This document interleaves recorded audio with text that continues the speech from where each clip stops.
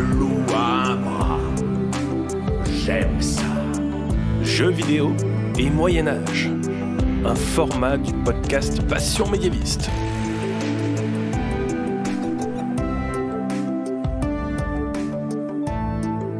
Bonjour à toutes et à tous et bienvenue dans ce deuxième épisode du format Jeux vidéo et Moyen-Âge du podcast Passion médiéviste. Je m'appelle Fanny Cohen-Moreau et dans ce format, nous parlons à chaque épisode d'un jeu vidéo qui prend plus ou moins comme cadre le Moyen-Âge et on examine à quel point le jeu vidéo est fidèle historiquement ou non. Dans le premier épisode de ce format, il y a quelques mois, on avait parlé de Age of Empires 2 et ça vous avait plu, donc on vous propose un nouvel épisode. Bon, on l'avait prévu quand même, mais bon. Et je dis nous, parce que je ne suis pas seule, je suis toujours avec mon comparse Albert Leparc. Bonjour Albert. Bonjour. Albert, tu étais donc dans l'épisode 35 et aussi récemment dans l'épisode 10 de Super Joute Royal. On a parlé des rois de la deuxième partie du XIVe siècle. C'est assez épique, n'est-ce pas ? J'espère m'être assez bien défendu. Mais c'était très très bien.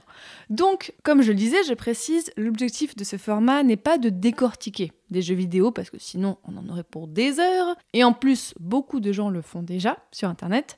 Mais l'objectif est de mettre des notes, parce qu'on aime bien mettre des notes pour ce podcast, des puntos. On va mettre des notes aux jeux en fonction de leur fidélité historique et de vous montrer que oui, l'histoire est partout dans la pop culture aujourd'hui. Et dans cet épisode, bon, vous avez vu le titre, nous partons pour le Japon médiéval avec Sekiro.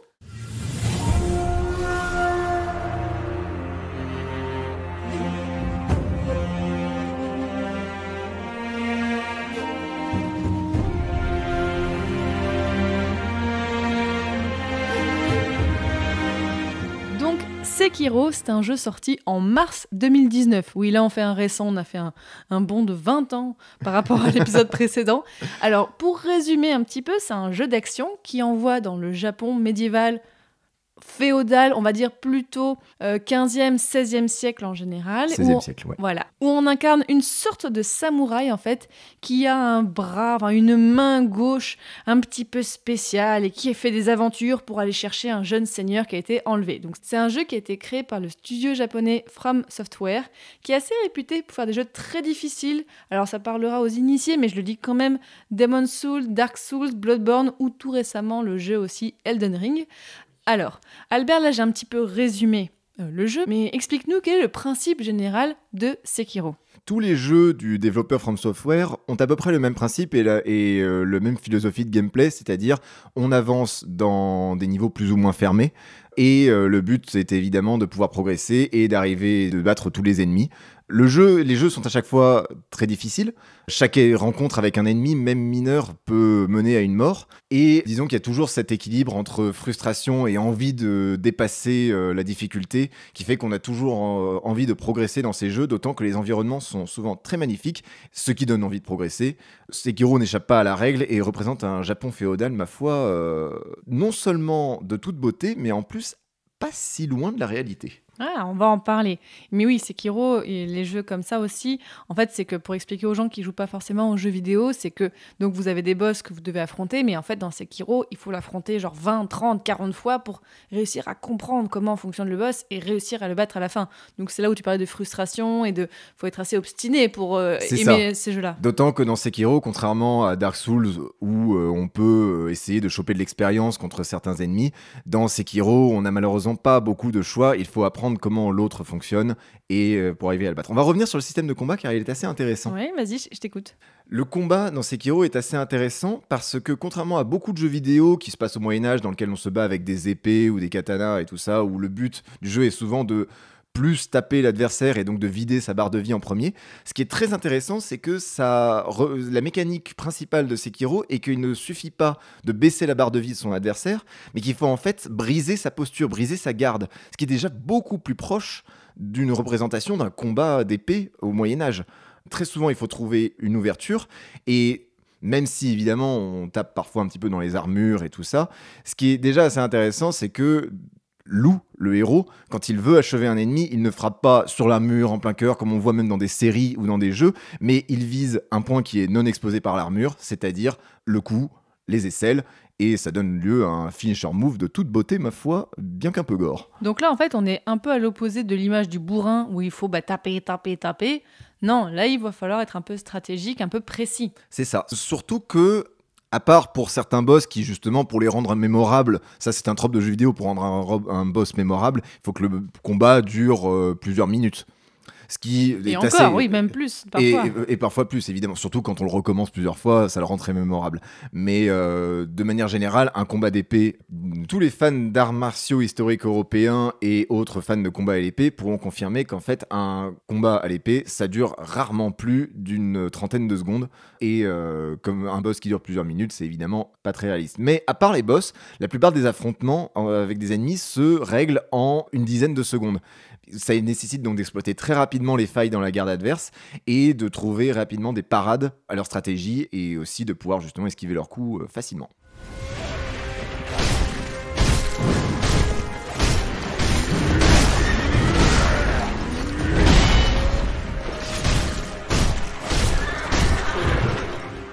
Donc là, on a compris le jeu, voilà, c'est une aventure, toute une quête, avec des ennemis à combattre. Mais alors parlons du contexte historique un petit peu général. Donc le Japon médiéval, féodal, en fait, quand on parle de Japon médiéval, c'est pas exactement les mêmes bornes que le Moyen-Âge en Europe, c'est ça ? Pas du tout en effet. Le Moyen-Âge japonais commence à peu près vers 1180 lorsque deux familles guerrières, les Taira et les Minamoto, commencent à se taper dessus.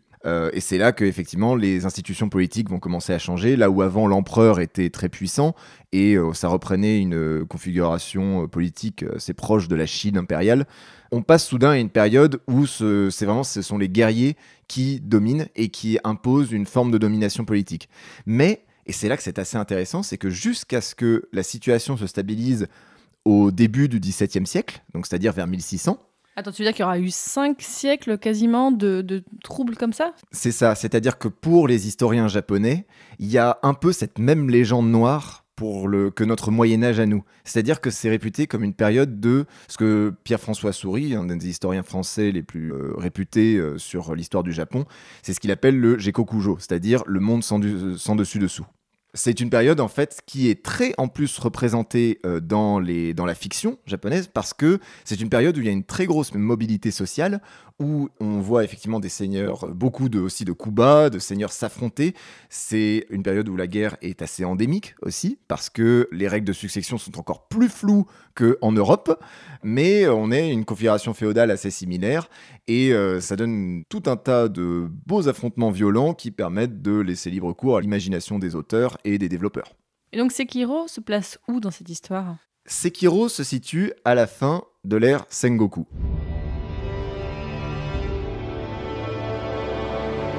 C'était les derniers jours de l'ère Sengoku. Le Japon était consumé par des conflits sans fin. La guerre faisait rage partout, s'entendant même des montagnes, jusqu'à la terre d'Ashina. C'est une période où vraiment toute la mobilité sociale va s'accélérer, c'est-à-dire qu'on a des soulèvements paysans en permanence, des confédérations paysannes qui se battent contre des seigneurs qui se battent entre eux, des micro-États qui commencent à apparaître, et l'épopée la plus connue est celle du premier unificateur du Japon, Oda Nobunaga, sur lequel on va revenir un tout petit peu plus loin. En fait, la période Sengoku est vraiment de loin la plus représentée parce que c'est justement une période où les choses commencent à se stabiliser, on commence à y voir clair sur qui sont les adversaires, qui s'affrontent exactement. Et Sekiro se passe dans la contrée fictive d'Ashina, qui est dans les montagnes, et qui doit faire face à son propre déclin, face à la montée d'un ministère intérieur, c'est-à-dire d'un Japon unifié qui essaie d'imposer son hégémonie à tous les clans guerriers. Et dans le jeu, du coup, ça donne quoi ? D'abord, ça donne quelque chose que j'apprécie beaucoup, de toute façon, dans tous les jeux From Software. Ça donne des soldats épuisés par des campagnes qui ont duré très longtemps et par une guerre qu'on sent toucher à sa fin. Le ton de Sekiro est de manière générale assez crépusculaire parce que le jeu se termine sur l'attaque du ministère de l'Intérieur. Attends, quoi ? Le ministère de l'Intérieur... Darmanin sort d'ici, non ? Non, le ministère de l'Intérieur, c'est un truc qui n'a jamais vraiment existé, mais en fait, c'est une référence directe aux armées d'Oda Nobunaga, qui était réputé comme un seigneur assez implacable dans sa manière de faire la guerre, qui n'a fait absolument aucune concession, qui a cramé des monastères, qui a... Le mec sympa, quoi. Ah oui, il a pas une super image, il a l'image de vraiment quelqu'un qui s'énervait beaucoup et qui, par une guerre à outrance, a réussi à renverser parfois des clans de manière assez cruelle. Et c'est assez bien représenté dans la mesure où on les voit tout écraser à la fin, alors que Ashina est déjà exsangue, épuisée par la guerre. Et donc, cette façon de représenter les combats dont on parlait un peu plus tôt, est-ce que ça aussi, on est plutôt sur quelque chose qui est plutôt fidèle ou pas ? Eh bien, ce qui est assez intéressant, c'est que tout au long de l'histoire, de ce qui se passe dans le jeu et même dans la manière de se battre, on voit des ennemis qui ont des techniques de combat assez variées, ce qui change beaucoup de ce qu'on a l'habitude de voir dans les jeux ou même dans les fictions qui représentent des samouraïs. On les imagine avoir un bushido, un code d'honneur qu'ils doivent respecter à la lettre, des manières de combattre. Ça, en fait, c'est une construction qui date justement de l'ère moderne, de l'ère juste après, d'un Japon qui est complètement pacifié et où l'élite guerrière doit justifier un peu sa place et donc commence à bien codifier la cérémonie du thé, à bien codifier les manières de combattre, à codifier les différents arts de combat. C'est ça, alors que pendant le Moyen-Âge, pendant l'ère Sengoku, c'est beaucoup plus flou. On a parfois recours à des procédés qui seront plus tard considérés comme déshonorants, comme prendre des otages, comme éliminer tout un tas de paysans. Des choses qui, dans un contexte de concurrence guerrière extrêmement exacerbé, et ça c'est ce que Sekiro montre très bien, qui sont nécessaires. Au point où on fait des choses qui sont assez amorales, c'est-à-dire que Sekiro, qui a un côté fantastique quand même, montre des seigneurs qui essaient d'acquérir un pouvoir d'immortalité. Ah, il n'y avait pas ça au Japon Ah bah, des dragons, des iguanes qui crachent du poison, non, il n'y avait pas trop ça. Non, dans Passion médiéviste, on dit que les dragons ont existé au Moyen-Âge. Hein, donc, Pardon. Il y en a un beau en tout cas dans le jeu. Ah, oui, et si on revient là-dessus aussi sur le bras, donc un peu... C'est quoi, c'est une sorte de prothèse qu'il a, le personnage ? C'est ça. Alors ça, c'est très intéressant. J'avais parlé de ça par ailleurs dans toutes mes activités internétiennes. Sur le Japon, on n'a pas vraiment d'exemple comme ça de prothèse pour le bras ou pour ailleurs avant le 19e siècle où on en a trouvé une qui était destination d'une geisha. Avant cela, on ne sait pas si, contrairement à l'Europe, on utilisait des prothèses pour pallier justement aux pertes dues au combat. Mais pour être tout à fait honnête, l'existence de prothèses pour des guerriers, comme en a le héros, Lou, après un combat, est assez peu probable. On est rarement blessé quand on est seigneur ou quand on est au service d'un clan guerrier, parce que la guerre est totale et la violence est absolue. C'est-à-dire que quand on élimine un ennemi, on élimine un ennemi. On n'en fait pas un vassal, on essaie d'effacer toute trace de son existence pour s'emparer de son domaine. Et c'est pour ça que, notamment c'est ça ce qui a créé des phénomènes comme le seppuku, c'est-à-dire que le harakiri, les samouraïs qui s'exécutent pour protéger l'honneur de leur famille. Eh bien, ce suicide était parce que de toute façon, quand un samouraï perd une guerre, il perd tout. Et donc c'est assez peu probable qu'il y ait des samouraïs blessés en fait. Mais là c'est pour la romance, là c'est pour l'aventure, d'accord. C'est sûr. Sekiro, ça vient de Sekiwan, donc à un bras, et Ro, loup. Lou, le héros du jeu, est en fait un shinobi. C'est quoi un shinobi ? Un shinobi, c'est aujourd'hui on dirait aussi ninja. C'est ce qu'on imagine, c'est-à-dire que c'est, contrairement au samouraï, ce serait celui qui fait des techniques déshonorantes, qui s'infiltre la nuit, qui chope des renseignements et qui vient assassiner les seigneurs dans leur sommeil. Ah, donc quand j'ai dit au début que c'était un samouraï, en fait c'est pas du tout un samouraï. Alors justement, c'est quelque chose que le jeu fait pas trop mal. C'est-à-dire qu'il montre qu'il n'y a pas de grande distinction entre les shinobi et les samouraïs. En fait, de sources qu'on a du Moyen-Âge, le shinobi, c'est plus une technique de guerre, en fait. Le shinobi, en gros, c'est faire des actions secrètes. C'est faire des techniques de guérilla. C'est la ruse. Exactement, c'est la ruse. Ce n'est pas l'apanage d'un clan en particulier, ce n'est pas l'apanage d'une classe sociale en particulier. Des samouraïs avaient recours à du shinobi. La légende du shinobi s'est construite encore une fois à l'ère moderne et ensuite au XXe siècle. C'est-à-dire qu'on en a fait des gens qui étaient les rivaux des samouraïs parce qu'ils n'avaient pas du tout les mêmes techniques. Là, dans Sekiro, c'est assez intéressant parce que des samouraïs ont recours à des techniques de shinobi et des shinobi, à l'inverse, comme Lou justement, doit maîtriser des techniques de samouraï pour arriver à affronter certains ennemis. Donc la ruse et non pas la peur, comme dans Nullbug, pardon. C'est donc ça la ruse. Je suis content de voir que tu commences à comprendre le concept. Pardon. On connaît nos classiques, Passion médiéviste, Incorporated. C'est la base. Mon shinobi, conformément à ton serment de loyauté envers ton maître, tu risqueras ta vie à mon service.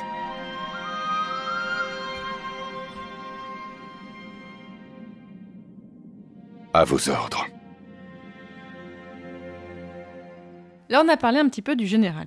J'ai l'impression que c'est plutôt positif, mais dis-moi, qu'est-ce qui va dans Sekiro? Qu'est-ce qui est assez fiable, où on peut se dire, oui, là, ils sont documentés, c'est représentatif de l'époque? Les équipements, les armes. Ah ouais? C'est pas le genre de choses que je connais très bien. Je sais qu'il y a des gens qui nous écoutent qui connaissent ça beaucoup mieux que moi, mais de ce que je sais des armures japonaises qui ont assez peu évolué en plus dans l'ensemble dans le Moyen-Âge.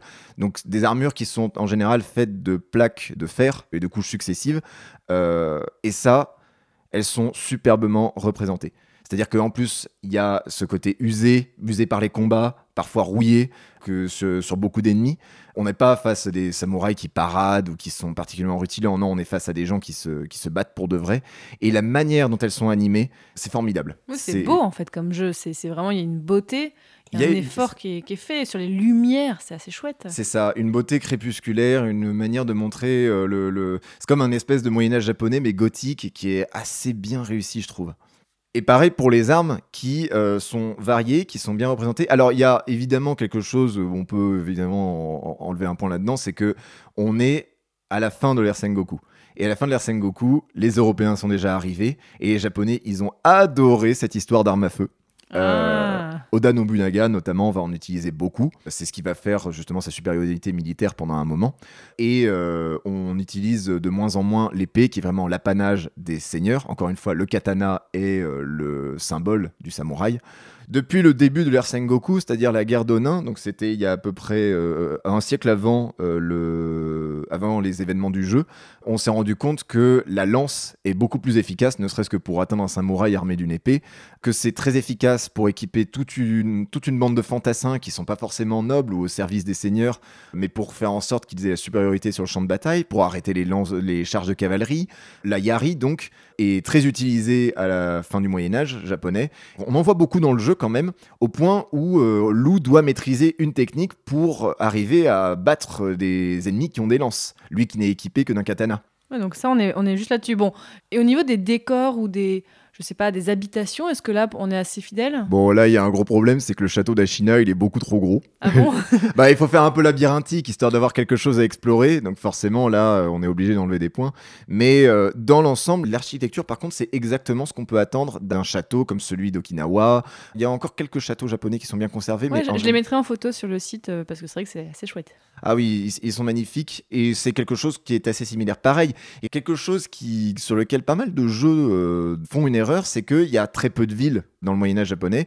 Là, on voit effectivement que de toute façon, ça se passe dans les montagnes, donc on ne montre pas de villes, mais on voit quand même qu'on traverse des villages qui sont quand même assez peu peuplés.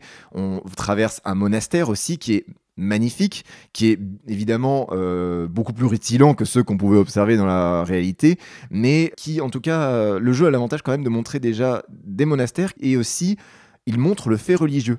Et ça, même les Japonais, ils ont un peu de mal dans leurs jeux vidéo à montrer la religion, à montrer le bouddhisme. Ils ont plus de facilité à montrer le shintoïsme, mais le bouddhisme, c'est souvent ce qui passe un peu en retrait, et là, c'est très bien mis en valeur.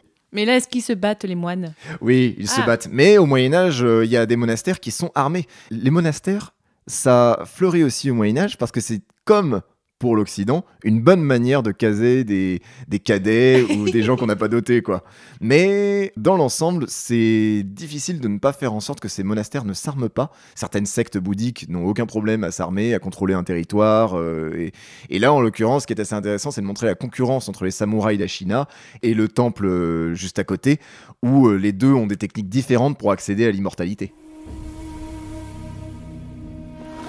Ainsi, le noble shinobi veut nous arrêter.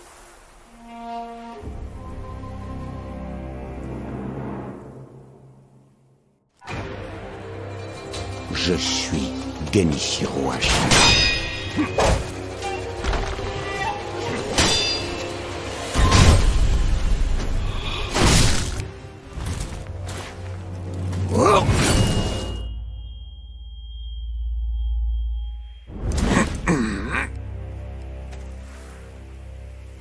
Et j'ai l'impression aussi que dans le jeu, on a représenté des choses du folklore japonais qui là flirtent un peu avec le fantastique aussi. C'est ça flirte avec le fantastique, mais bon, il y a déjà beaucoup de jeux, ne serait-ce que pour l'Occident, qui font ça.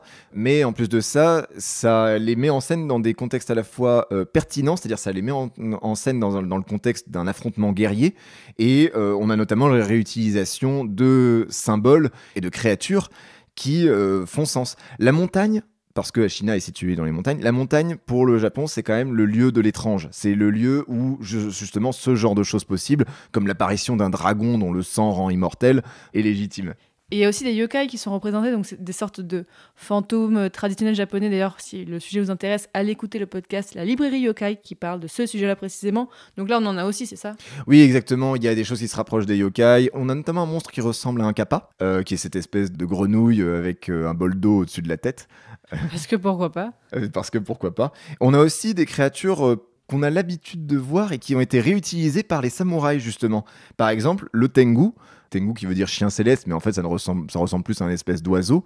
Eh bien, le tengu, à l'époque du Moyen-Âge japonais, est utilisé comme un espèce de symbole de la punition des mauvais samouraïs et des traîtres. Et bah, en l'occurrence, Isshin Ashina, le chef du clan, qui est malade, se déguise en tengu pour chasser les traîtres dans son propre château. Et c'est là où il porte ce casque assez caractéristique. Vous voyez peut-être ce masque, qui existe en emoji d'ailleurs, avec ce visage rouge et un long nez. Ah oui, d'accord. Et bah c'est ça en fait un tengu.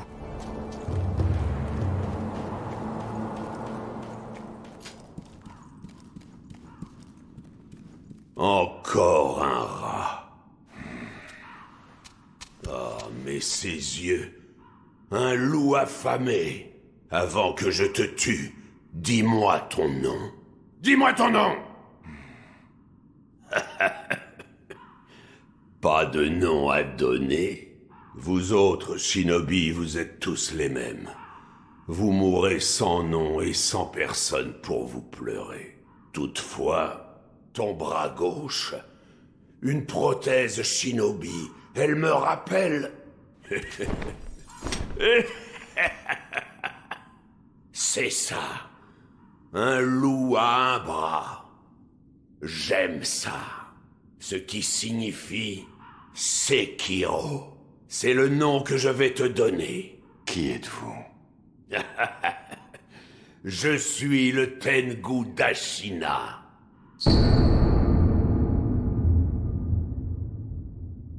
Bon, alors là, on a dit plein de choses positives sur le jeu, mais est-ce qu'il y a des choses qui ne vont pas en rapport avec l'histoire dans Sekiro ? Alors, bon, comme je l'avais un petit peu déjà teasé, les shinobi, c'est quand même un peu n'importe quoi. Ils n'étaient pas capables de disparaître. Non, mais là, c'est côté fantastique. Là, on va dire que oui, bon, le fantastique ne correspond pas à l'histoire. Non, bien sûr, mais dans le jeu, les shinobi sont un espèce de clan mercenaire un peu à part, avec leur propre technique d'entraînement, et on en fait un peu des gens à part. Alors que le shinobi, encore une fois, c'est un mode d'action qui n'est pas réservé à une classe sociale. Néanmoins, ce qui est quand même bien, c'est que les shinobi sont au service de seigneurs ici, ce qui fait assez sens au final parce que on engage toujours de ce genre de, oui, on peut dire de mercenaires ou en tout cas d'hommes pour réaliser des actions particulières qui justement ne mettent pas en danger les nobles de la maison Ashina. Bah alors, t'es sûr, t'as rien de négatif à dire quand même ?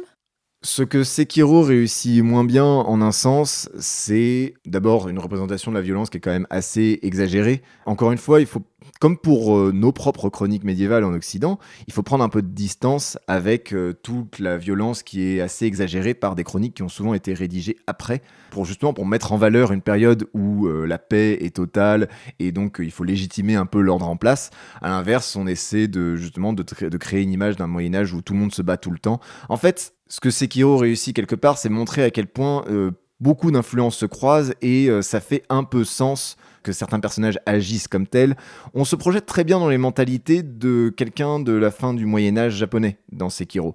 Mais en revanche, toute la violence et parfois les pirouettes que Lou effectue pour vaincre un adversaire sont évidemment assez éloignées de la réalité. Donc il n'y a pas de choses où vraiment ça va pas du tout dans Sekiro, ou alors tu n'en as pas relevé ? À part justement cette histoire de shinobi assez exagérée où on en fait un espèce de clan à part, Sekiro assume pour la plupart du temps son côté, il assume à la fois son côté historique et son côté fantastique.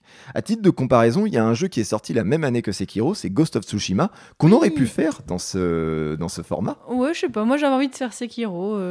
Bah, c'est Ghost of Tsushima qui se veut en l'occurrence une représentation beaucoup plus précise et correcte historiquement du Moyen-Âge japonais, mais qui a une originalité, c'est que ça se situe pendant l'invasion moghole, donc on est en fait 2 siècles plus tôt. Or, le jeu Ghost of Tsushima, et c'est beaucoup plus de représenter un petit peu tout ce qu'on imagine de la vie d'un samouraï, et au point de tomber dans justement des anachronismes. Par exemple, dans Ghost of Tsushima, on recherche des estampes, on compose des haïkus, ça ce sont des choses qui arrivent beaucoup plus tard dans l'histoire du Japon. C'est l'ère moderne, le milieu de l'ère moderne, donc 17e, 18e siècle. Ghost of Tsushima tombe dans beaucoup d'anachronismes, là où Sekiro assume son côté non historique, avec des monstres, des créatures mystiques, et d'un autre côté, arrive à représenter, quand il s'agit de représenter les samouraïs et les affrontements guerriers, fait un gros effort de recherche et de représentation sur le Moyen-Âge japonais. Bon alors, finalement, Albert, quelle note on va mettre à Sekiro en fonction de sa fidélité historique ?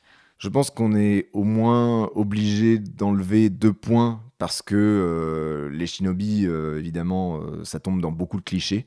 Est-ce que tu crois que le côté mythologique et les créatures fantastiques suffisent à enlever des points ? Pour moi, en tout cas, ça fait un malus d'emblée aussi. Je pense qu'on peut arriver à un bon... et aussi, il y a quelque chose aussi, un petit détail que j'avais oublié. Les armées de pseudo Oda Nobunaga à la fin qui arrivent habillés en rouge et tout ça, ils ont des lance-flammes et ce genre de choses, et là ça devient un peu n'importe quoi. Non, je pense qu'on peut arriver à un joli...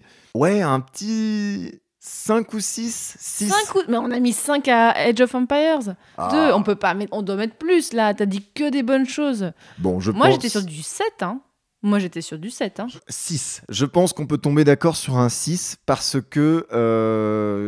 Non, t'as raison. Ok, Je t'ai fait changer d'avis. Bah, en fait, je suis en train de me demander si j'aime pas beaucoup ce jeu aussi. Oui, bah là, ça s'est senti que t'étais pas très objectif. Mais moi, du coup, je n'y ai pas du tout joué. J'ai juste vu des gens y jouer et tout ça. Et en écoutant tes arguments et en voyant, moi, je pense qu'on peut aller sur un 7 sur 10. 7 sur 10 ? Allez, 7 sur 10. On valide. Là, on vient de se serrer la main et tout ça. Très, très radiophonique.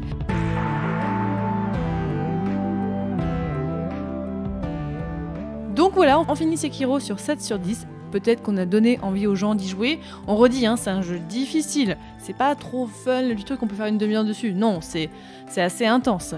Difficile, mais satisfaisant. Encore une fois, si vous vous lancez dans le jeu, persistez. L'hésitation est défaite. Oh là là.